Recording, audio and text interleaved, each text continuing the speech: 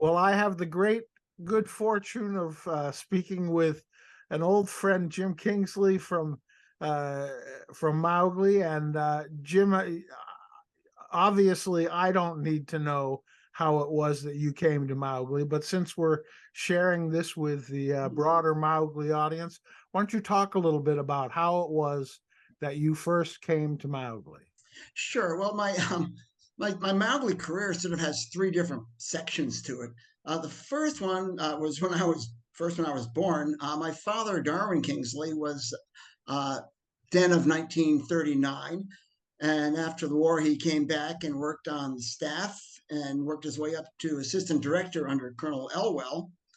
And then in 1953, he purchased the camp from the colonel, and he became the third owner director of the camp. And so I spent my first few summers of my life living in the jungle house and occasionally wandering around camp.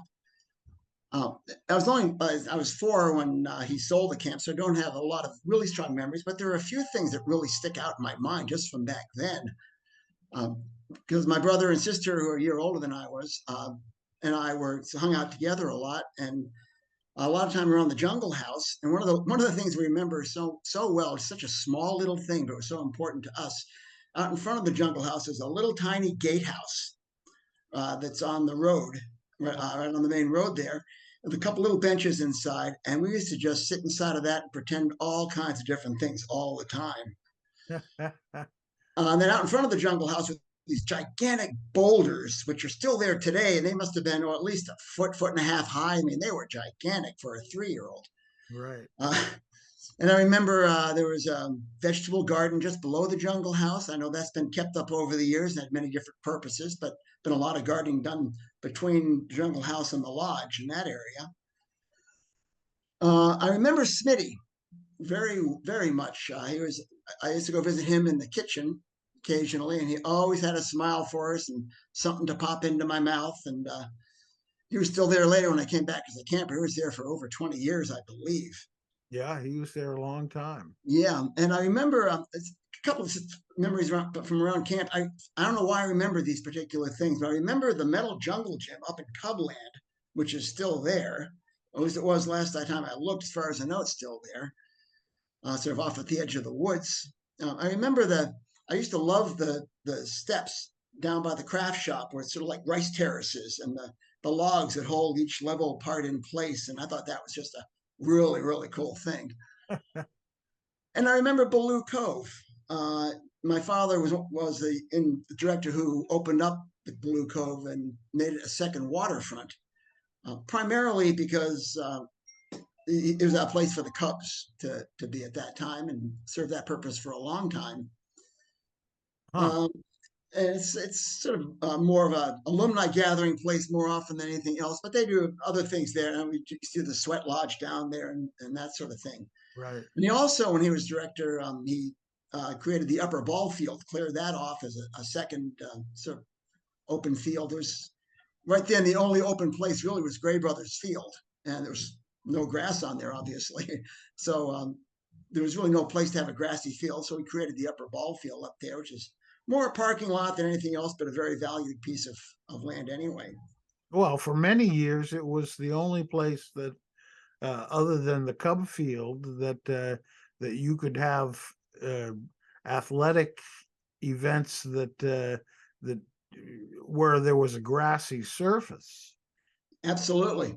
Yep, it's absolutely true. And but most athletic events then were played on Gray Brothers Field, for better or for worse. Right. Right. Yeah. Huh. So that's some of the stuff I remember from then. Wow. Um, Well, and those are then two I, major changes to the Mowgli uh, campus that were sustained over the years. yes, yep. And then after 1957, I know he had a decision to make. This is in the camp archive. But once my kids went back there in the after the in 2003 is when my son Julian went there.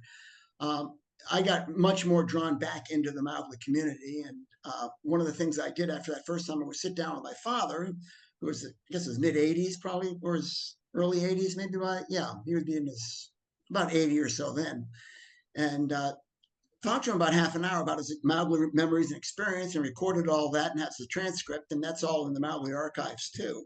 Oh, great. But the reason that he sold the camp was that up to that point it was a for profit camp, and he was also a teacher. So he spent most of his year on his full-time profession, and then also ran the camp on the side. And he came to the realization that you can't do both that. You cannot make a go of this of Mowgli on a part-time position. So he had a choice to make whether to devote all his time to Mowgli or to pursue the education field, and he decided on the education field at that time. So then he did sell the camp to John Adams, who then ran it for 5 more years before the Holt Elwell Foundation took over. So was he teaching at the time? Yes, yes, he was. Yeah, he was working at a school in Massachusetts, private school there, as a teacher and administration. Where was that? What's It's the Fay School in Southborough, Massachusetts. yeah? And he was head of admissions there for a long time. He was there for 14 years, I believe. He also taught Latin, among other things.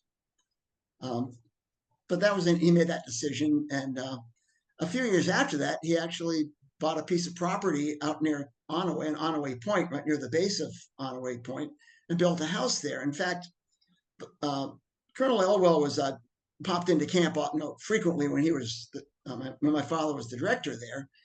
But I remember the last time I saw the colonel was, I believe it was 1961, which would be the year before he died. And we were in the middle of building this summer cottage. It was winterized also, so we do ski trips and things up there. But we're in the middle of building it, and I remember the colonel coming down to check it out and talk to my dad and visit us for a little bit. And that's my strongest memory of the colonel, because I was old enough then. I was 8 years old, I believe. So I have a stronger memory of that than any other time meeting him. And I remember him walking in, and he just had this presence when he walked in. He didn't have to say anything. He didn't have to do anything. You just looked at him and knew he was in charge. He was large physically, but there was a lot more to it than just that. He was a very straightforward, honest, kind, but stern soul. Uh-huh. I think it's the best way that I've heard him described. Nobody argued with him. Nobody defied him, because they knew they were going to lose. So he got people's cooperation fairly easily. Yeah. That was my strongest and final memory of seeing the colonel. Hmm. And then 1965, my brother and I came back to camp as campers. And I was only here for 3 years at that time. Sort of a long story behind that. After my year in Aquila, I was planning to come back the next year, but my family moved to Philadelphia that summer after my Aquila, or actually while I was in Aquila. And I went to school down there, the school my father was assistant headmaster at. And I met a bunch of other people there, and they all went to a camp together in Maine. And long story short, they sort of talked me into going to that camp instead the next summer. It's a perfectly good camp. There was no Mowgli, didn't have that history and tradition and all, but it was a perfectly good camp. But retrospect, I shouldn't have done that. I should have stayed at Mowgli. Though the next year would have been interesting, because it would have been my den year, was the year that my grandparents, my father's parents, took me and my brother and sister out west for 4 weeks in June and July to a dude ranch, and spent 4 weeks riding horseback in the middle of the Rocky Mountains in Montana, which was an amazing thing. But I don't know how my den year would have fit in with that. Anyway, so that's what happened. It's all ancient history now. Yeah. So you came in Baloo, Tumai, and Aquila? No, at that time, actually, it would have been. At that time, Tumai was the youngest one. My first year, actually, there was no Baloo. The camp, it was the first year of the Holt Elwell Foundation, and the enrollment was really down at that time. So they didn't even open Baloo. There weren't enough campers. Okay. So what would have been in what was Baloo at that time would today have been Tumai, the youngest storm. I was in Tumai, which was, I was the youngest member of the pack. I was just 10. And there was no, 13, 14 people in there, a few of whom I still see when I go back for reunions, which is always kind of neat to see. You know, Steve Punderson and Bob Merwin and a few other people like that. But I spent that year in Tumai. The second year I went back, they did open Baloo up again as the youngest dorm, and I had a second year in Tumai. Uh-huh. Um, in fact, the end of the second year, one of my memories there is that the Tumai song, or the old Tumai song, had been written by Bill Hart back in the 1930s, I think, and nobody ever liked it. It was hard to sing. Didn't have much of a tune. It's called All Pals Together. Oh yeah, right. All pals. Pals together in fair or stormy weather. Here's for Tumai tell of her glory. It was not a pretty tune. But just before Mrs. Holt's day, as the whole dorm was called in and said that on Mrs. Holt's day, we're going to introduce a new Tumai song. And the song had been written by Phil Hart, is what we were told, my recollection. Yeah. And Bill Hart was there telling us that, and he said he was not upset at all that his song was being replaced because he didn't like the song in the first place. That's when we learned to sing "Here's to Our Great Tumai, Our Ever Proud Tumai."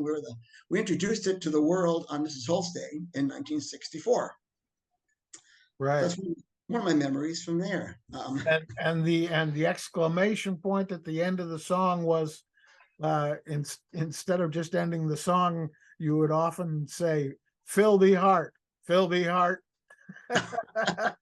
because it ended with three piano, three Yeah, yeah. chords on the piano, and Yeah. everybody would say, "Fill the heart." A few other things I remember from then. One of the most memorable things was that the first 2 years I was there were no live bugling. Nobody there played the bugle. So they to do the bugle calls, they had a PA system from headquarters, and they had a vinyl record with all the bugle calls on it. And of course, and all the calls are the same calls that we use, with the bugle to replace them. But the interesting thing about vinyl is that they were well-used records, and anyone who's ever had vinyl records that they played many, many, many times, they start sounding kind of scratchy. So whenever there was going to be a bugle call, this is really typical when you get ready to go to meals, and the PA system comes on, and you start hearing and everybody would take off running up the hill before the music actually started. That was kind of fun for look back at those 2 years. Then my third year there in '65, they did bring somebody in to teach bugling. I forget his name. I wish I could remember because I did take some bugling and learned how to play the bugle. Well, that might have been Bob Ullery. It's possible. I know that he taught bugling. I can remember seeing a photograph that included Terry Hopkins blowing a bugle call, and of course Richard Morgan, I think, was a staple of that process as well. Sure. Yeah. Yeah, they were all a couple years behind me at that point. Yeah. I think they were all done in '69, I believe. And I would have been 60. 68. Yeah, I would have been 67 if I'd stayed. That's right. Yeah. Okay. But anyway, that's one of my memories from back then. It's a couple other things I remember that I don't think they do anymore. In fact, some of them I know they don't do. The kerosene lanterns in the dorms. Nothing like kerosene lanterns with an open flame in an old wooden building to make you feel really good about things. But that was a great duty to have because it was the quickest, easiest duty. You take the lanterns up, put some kerosene in, wipe out the inside of the glass, and put it back, and you were done in 10 minutes. So that was a great duty to have. I remember also one year, Mines Report. I don't know if they even had that when you were there just after, but they were worried about kids being constipated. You can never get away with this today, but for a period of time, I think it was only 1 year or half a year, or whatever. I remember Phil Hart was the one most of the time. Sometimes it was the counselor of the day, the COD, but I think Phil Hart did it most of the time. Every camper had to report whether or not they'd had a bowel movement the day before. Wow. Yeah. And they recorded I that. vaguely recall that, but And if you went like 3 days in a row, they send you to the lodge to get dislodged or something. I don't know, something about that. But it was kind of ridiculous because everybody quickly found out what would happen. So if you said no for a couple of days, you'd say yes the next day, no matter what really happened. It was sort of unrealistic. isn't I don't know why I remember that. And I that? remember all the tournaments we had doing. I'm not even sure if they still do them all anymore. Um, but they used to have the tetherball. Each drum had its own tetherball tournament, ping pong tournament. And at the time, another popular one was what they call porch ball, which is like the predecessor of foosball. Every dorm had a wooden had a box. It was like a wooden box with little just wire. It wasn't people. It was like little wire loops on it, and you Oh, played with a ping pong ball. It was like foosball with smaller and much simpler. right. But that was also a popular game. They had a tournament in that. Um, then of course there were the all camp tournaments, tennis and archery, which I know they still do. Um, And and were Mr. you a two-my engineer in the little pond out back? Yeah, during the little dams and stuff, Yeah. that was a big thing. Oh yes, absolutely. Whenever it rained, the kids would go out and make all kinds of dams on the river that comes through there, and they'd have competitions. Two people would build it, the top one would fill up with water, and then let it go and try and wash away the bottom one, and that sort of thing. Yeah, that filled up a lot of time. Uh, Yeah. when I Um, don't know if you heard, I interviewed Bruce McKelvey a few weeks ago, and he said I ended up being a civil engineer because I started in Tumai with the Tumai Dam. Absolutely. Yeah. That's a good thing to do on a rainy day. Right? Yeah. Um, see, I still remember also seeing Smitty, though Mr. Hart would not let us call him Smitty. It was Mr. Smith to him, Hmm. which is appropriate. But behind his back, everybody called him Smitty because that's what you Sure. usually went by. Um, Another thing I remember about my first year there was one of the counselors. I'm not sure if he was just there 1 year or two, but he was from India, and his name was Mr. Farrakey. And he led the colors among other things, but he also introduced cricket to the camp. And that became a very popular sport to play as best we could. He got the equipment for it and taught a bunch of people how to play. And very often after dinner on Gray Brothers Field, you'd find people there playing cricket. And I don't know if that's ever happened before or since, but that was sort of a unique thing to have going for a while. Well, later on, we had a fellow named Hugh Grace, who was a counselor from England, who found Shad's various equipment in the athletic closet and taught people to play then, but nothing as elaborate as I mean, I even remember learning to play cricket with Mr. Farrakey. Yeah, it impresses people when I can tell a few of the very basic rules and concepts of the game. Yeah, yeah.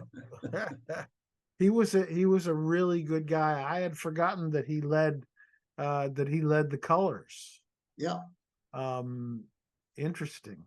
Uh, I particularly remember uh, campfires where he would talk about things that related to the Jungle Book, like mongooses fighting with cobras. And Right.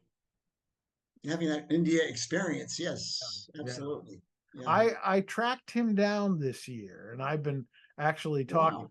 trying to get him to do a podcast, and haven't gotten him to agree to that yet. Um, but he sent me a very sweet letter that said his years at Mowgli were particularly memorable for him. Oh, good. And I I think he told also, I think he also taught tennis, if I recall correctly. that's right. Yep. Yeah. Yep. Yeah. He was a really good guy. Yeah. Um, so that was sort of a bit about my time as a camper. I then had sort of a break of a couple of decades where I wasn't terribly involved with Mowgli. I sort of went on to other things in my life until my kids were born. And then camp reared its beautiful head again. And as my older son Julian was getting older, he was looking into something at camp and thought, let's check out Mowgli. It's be a great place to go from all my memories. And so, again, long story short, we came here. Actually, no, I think we talked to you actually, Wayne, the year before they closed. Um, we came just to look at the camp and visit it. And I Yep. think we talked to you and you showed us around. And we decided this would be a good place for them to go. And I believe the next year is the year they closed, if I remember correctly, 2002. Um, I think it was 2001 that we closed, but you know, okay, here's I could be wrong about that. okay. Well, it's 2003, maybe 2 years later. 2003 is, oh, you know what? I think you're correct. 2002 is when we came. We talked to you and saw the camp. And it was the next year that he did come back, 2003, as a camper. Yeah, I remember him very well. He's a Yeah. good kid. And uh, I just heard an interesting story by him as a Mowgli alumnus. You may have heard last week there was uh, the second heart transplant involving the genetically modified heart of a pig. Uh, that's the new thing that they're doing because they genetically modify it so it won't be rejected. They're very similar to human hearts. They tried one a year or two ago, I guess, and unfortunately, the patient died not long afterwards because there were hidden viruses that they hadn't discovered in the heart. So they took care of that problem in the meantime. And last week, they did another pig heart transplant. And Julian right now is in the process of being back at school for 2 years. Last year was a year of classes, and this year is becoming a perfusionist, which is the people who run the heart lung machines. And he Mhm. happened to be at Baltimore where the surgery took place as a student, and he got the honor of being invited in to be part of this operation. So I've actually got a picture of him during this operation. You can see the patient on the table with a hole in his chest, and right behind him is Julian with a mask on. You wouldn't know it was him if you didn't know, but he's running the heart lung machine and monitoring that under supervision because he's still a student. But that was a really cool thing to find out about Julian, that Wow, he's off on a new career. That was kind of cool. that Um, is amazing. A piece of history. yeah. And then after in his 10 year, my younger son Owen was old enough. He decided to try and come to camp. He was 11 at that time, so he came. They both started in Baloo and had 4 years here.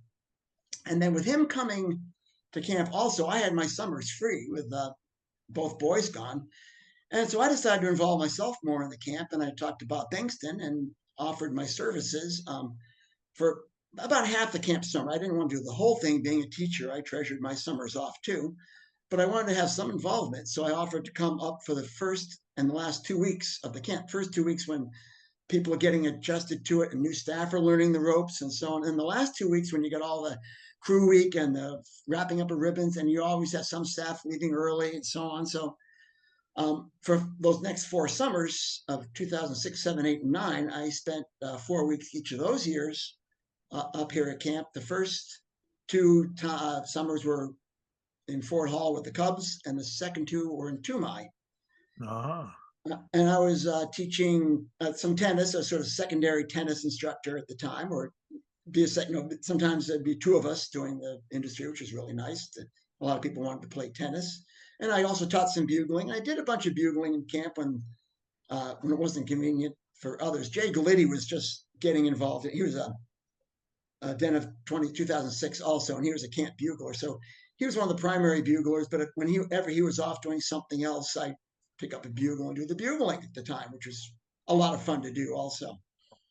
Huh. In fact, we even got some times where we get 3 or 4 people together and play the different parts in harmony at colors, which there are like 4 parts each, which you didn't know all of them, but we did what we could.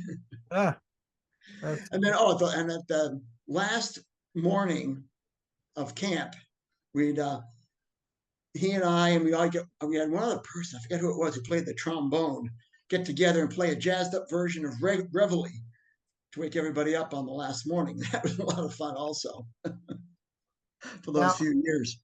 Now let me ask you a couple of more questions from your early years. I mean, Yeah. who were some of your buds in the dorm? Well, Barry Beal was a good friend, and Bob Merwin, um, Oh yeah. Dwight Shepard is another one. Uh, some of them I don't remember a lot of names, but there were those were some I hung out with and Yeah, palled around with a bit. right. And did you ever end up on Mr. Hart's porch? No, I never did. One thing I can say, I always knew how to behave in public. I used to I once said in front of my mother, well, I went to school, private schools from third grade through 12th grade. And they all had different systems of demerits, marks, detentions, whatever they call them, different schools. And those 10 years, I never got one single one. Not that I didn't do anything wrong. I never got caught. And I didn't do a lot of things wrong. I knew how to follow the rules. And I remember saying once in front, when my mother was listening, that, yeah, I was really well behaved. I knew how to follow the rules. And she just cracked up laughing. And thinking back, she was absolutely right. At home, I was a very different kid than I was out in public.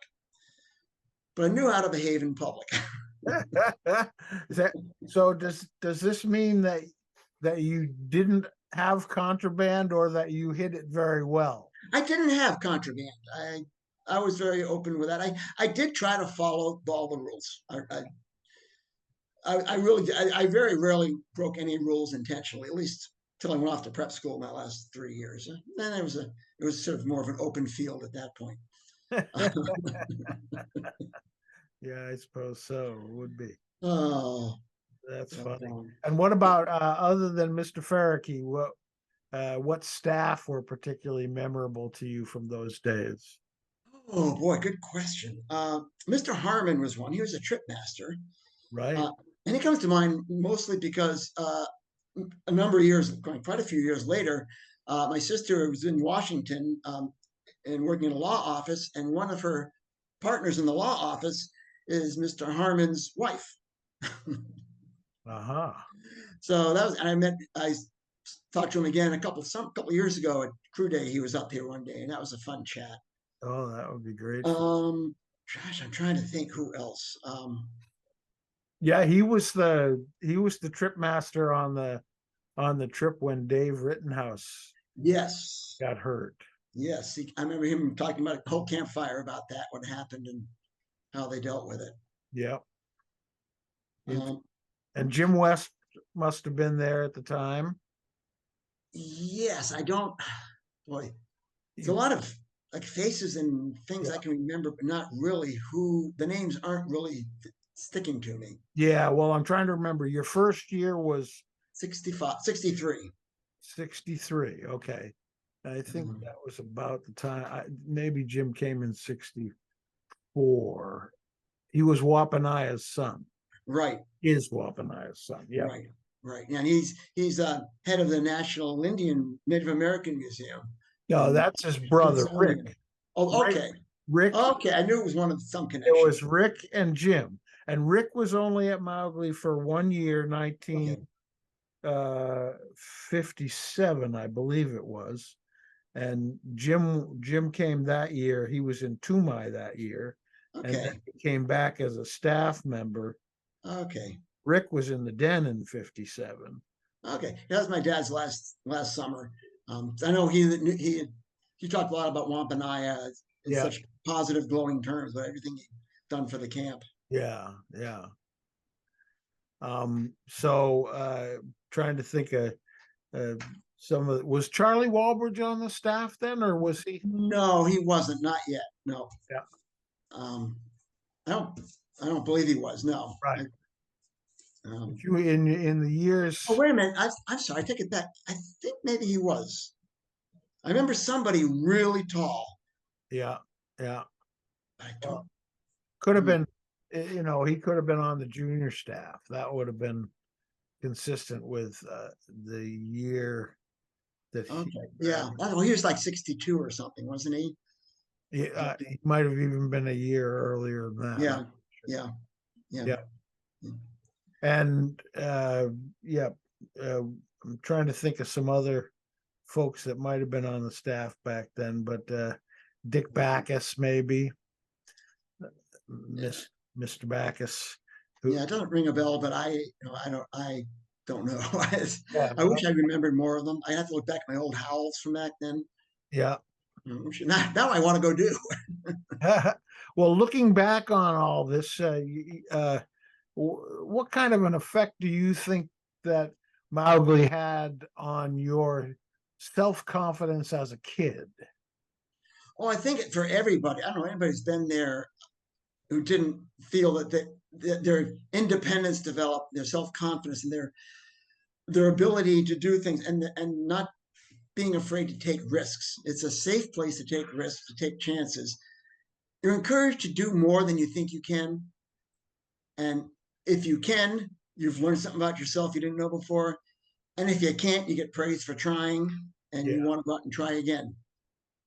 Did you notice it with Owen and Julian as they were? Absolutely, it's for both of them. I think especially with Julian, who just he glommed onto a bunch of friends early on that just made him so comfortable and at home. And Owen had a lot of friends too. Um, and he came back on a junior staff for a couple years afterwards as well. But I think in Julian it sort of took a special place in his heart.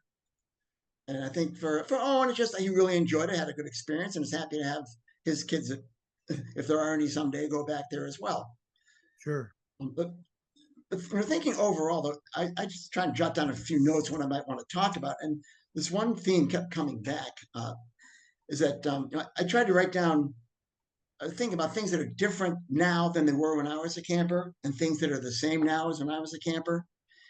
And there are some things that are different. Some are just like safety issues, like electric lights in the dorms instead of kerosene lanterns.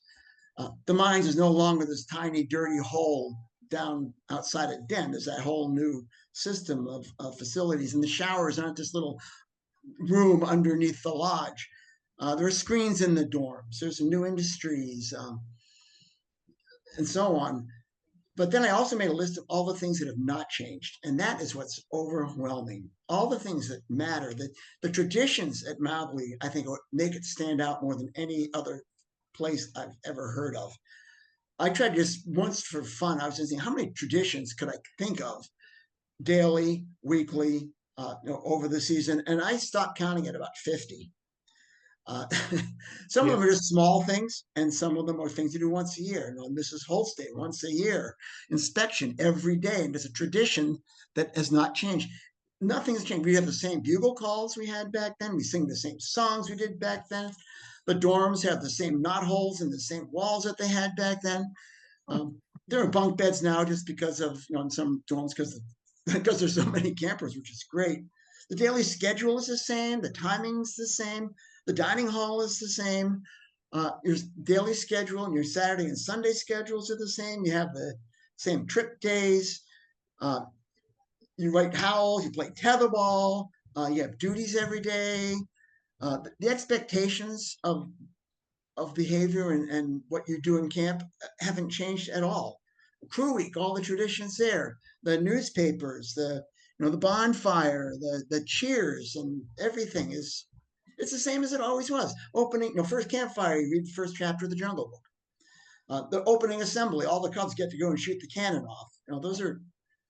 Those are things that are just those little things add up to always knowing what's going to come, what's expected, and that is more meaningful to me the more I saw it happen when I was a parent and Sure. saw the same things happening, and that just was very, very meaningful to me.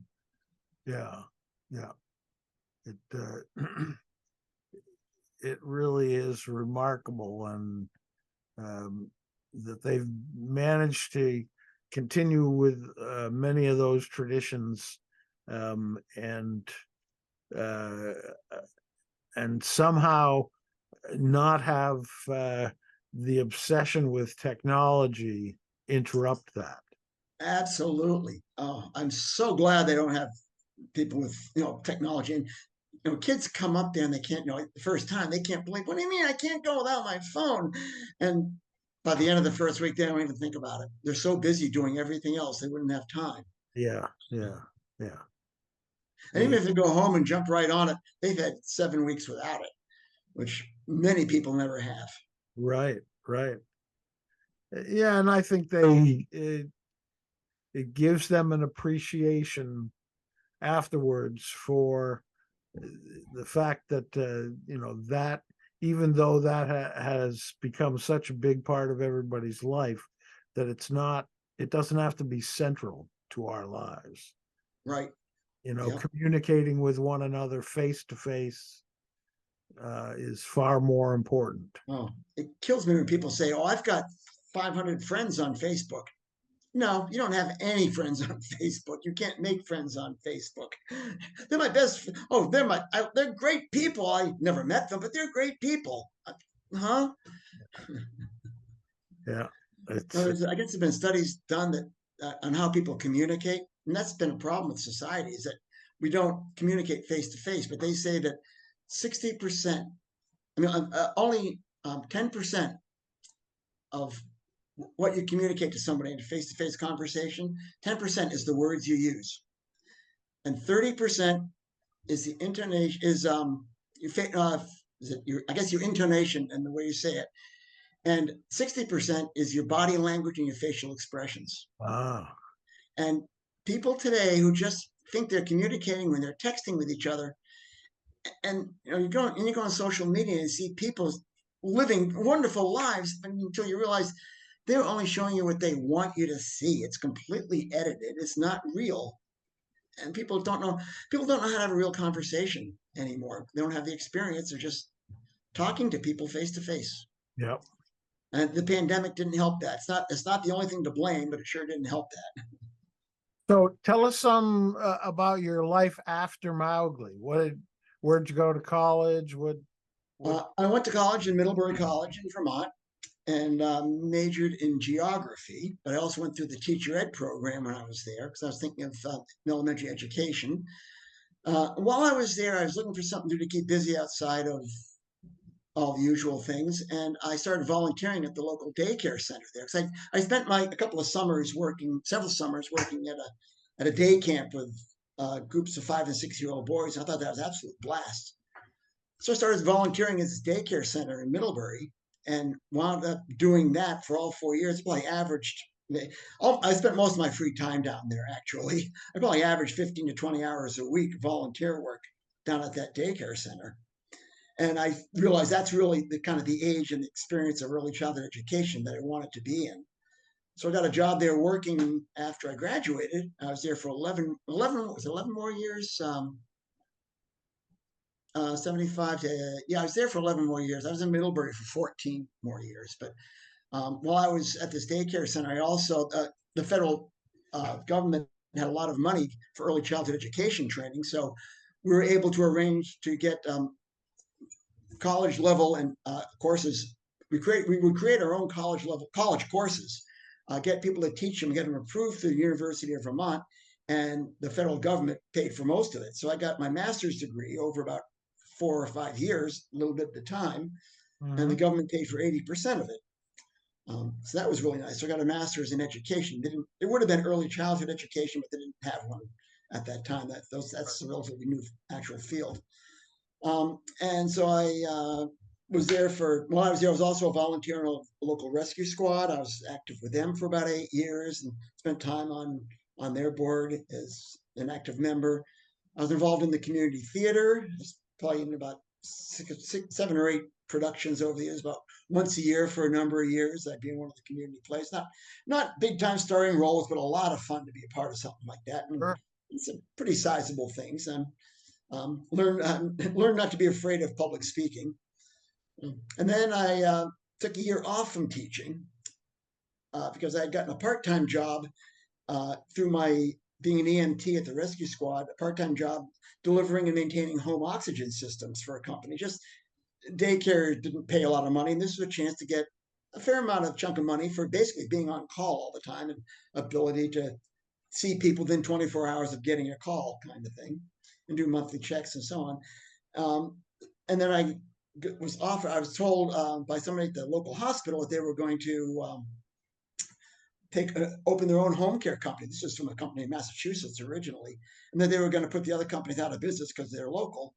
and they were offering me a job as a respiratory to learn to become a respiratory therapist and do training and work at the hospital.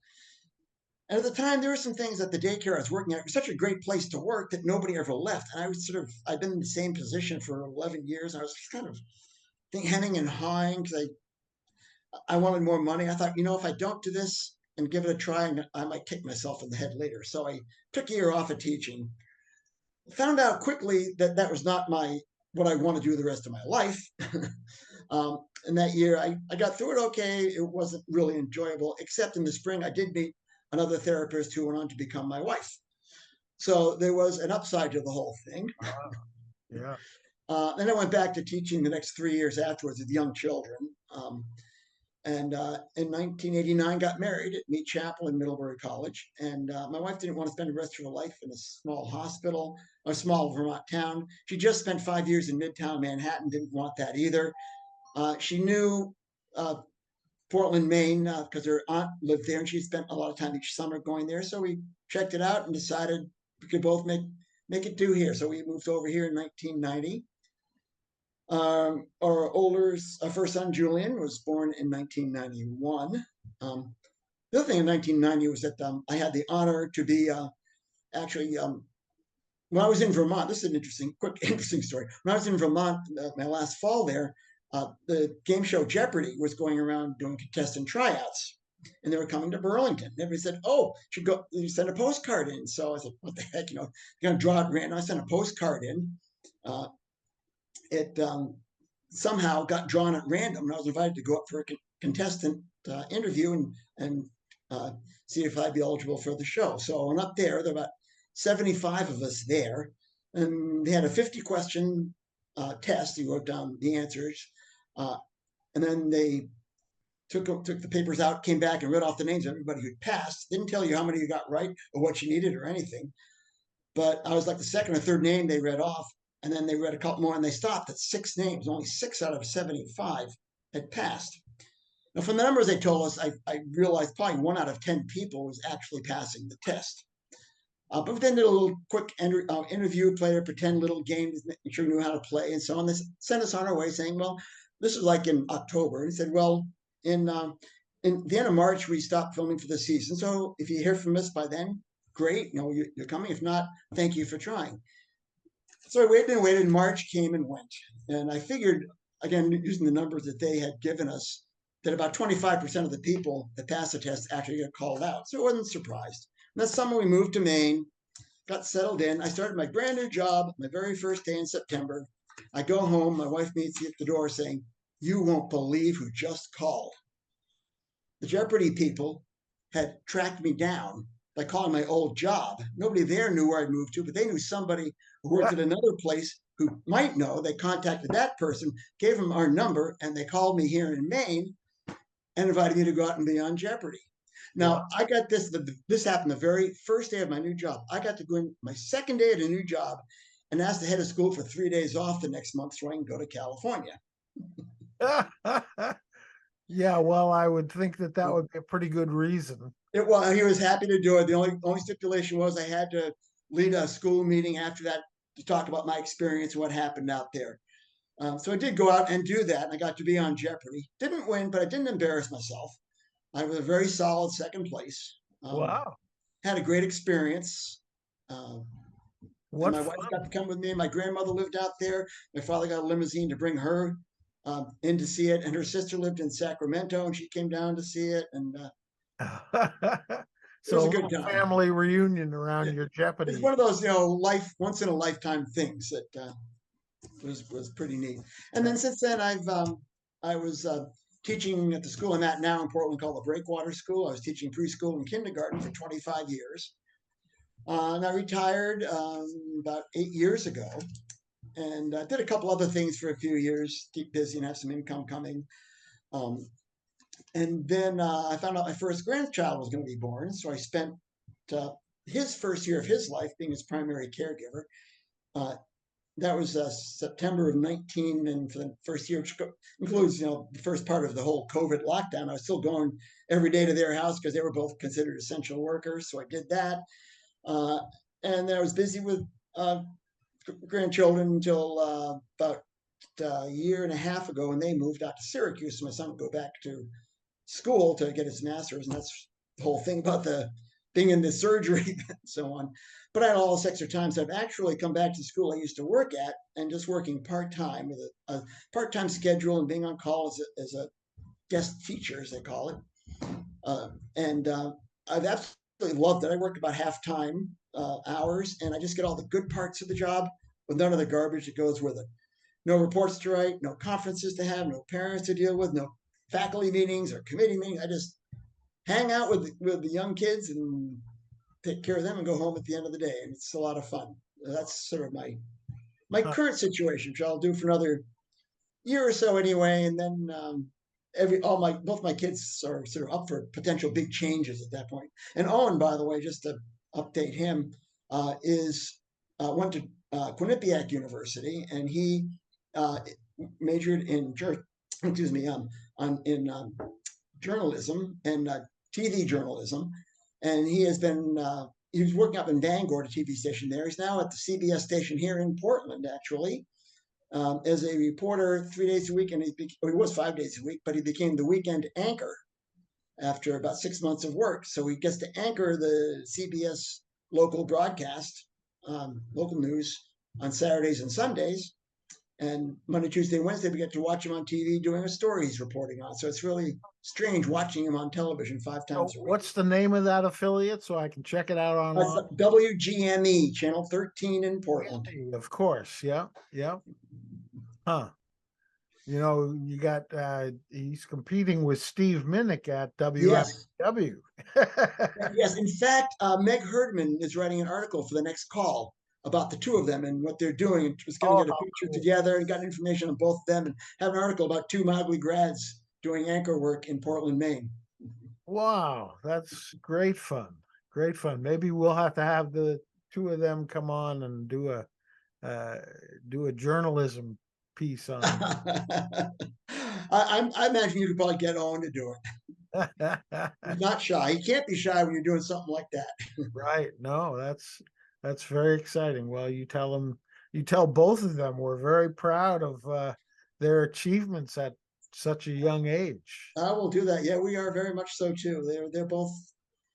It's great to see them up and both happily married and happy in their careers and doing well, and they're independent. Yeah, right. So Jim, when we're a couple of old bucks and you get to now you get to look back on your life and tell me what was the part that Mowgli played in making you the person who you are. I think just having a place with so many traditions and so much longevity and so much stability, and just finding a successful formula and making it work over and over and over and over again. Uh, you make closer friends at camp most often than you do at high school, for example. I remember hearing Bill Gates once was asked about friends from his childhood. He said his closest friends are the ones he went to camp with, because they're the ones you spend 24/7 with and you really genuinely live with, don't just see during the day. Yeah. Uh, and being part of that just a whole nother way of looking at the world and being involved in the outdoors. There's not one thing, it's just a whole emphasis of responsibility, encouragement, always doing your best, always caring if you won or lost, but being a good sport about it, no matter what happened. Those are just such values that really transfer to the private sector in so many different ways of just living life as an adult, which I hope to be one day. But but living life as an adult and dealing with other people, you Yeah. learn how to deal with people. I think Yeah. more than anything else, that is probably the biggest lesson you can get at Mowgli. How to deal with people and with good situations and tough situations, how to do so properly in a supportive environment. Yeah. Well, Jim Kingsley, it's been a real pleasure to speak with you, my friend, and I wish you good hunting and we'll Thank you. And the same to you and all the listeners out there, to you as well. okay, you take care. Okay, thank you, Wayne. Yeah, bye. Bye.